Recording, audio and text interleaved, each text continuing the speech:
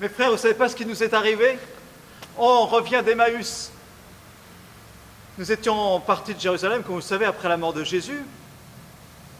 On pensait qu'il ne reviendrait jamais. On était complètement déçus. Et voilà qu'un homme nous a rejoints, tous les deux, Cléophas et moi-même.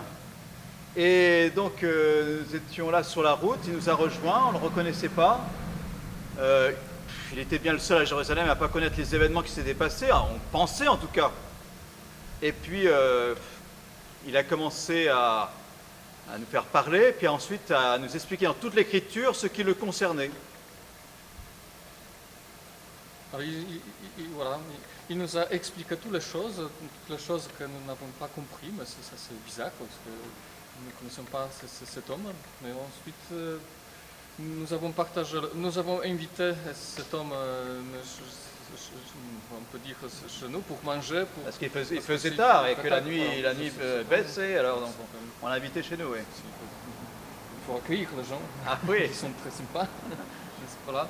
Et après, pendant qu'on partageait le repas, on partageait le pain, il a disparu.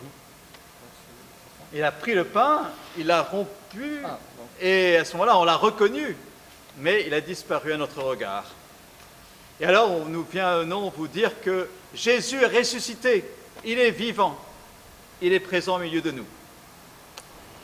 Et alors, oui. C'est notre problème que, je ne sais pas, que notre cœur n'était pas brûlé en nous. Il était tout brûlant dans notre cœur quand il nous expliquait l'Écriture.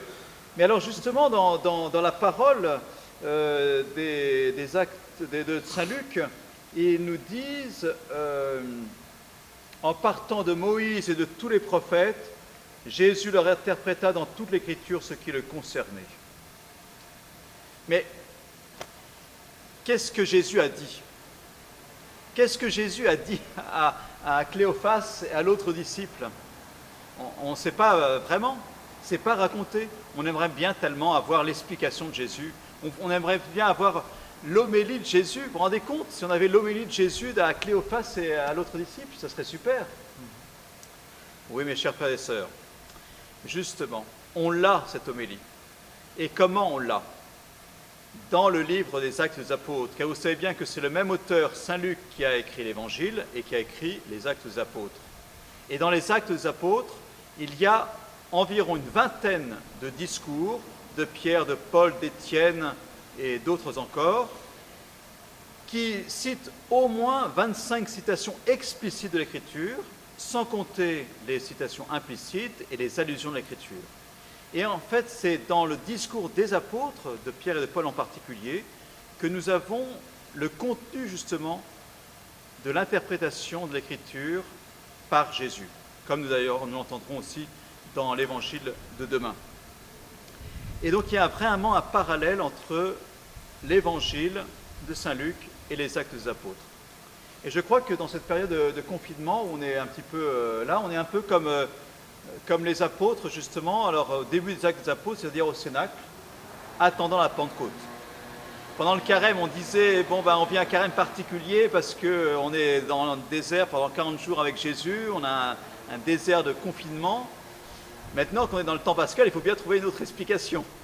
Donc l'autre explication, c'est le Cénacle. On est au Cénacle, non seulement les apôtres, mais avec la Vierge Marie, et nous attendons, si je puis dire, la Pentecôte, le don de l'Esprit Saint et l'expansion et l'évangélisation.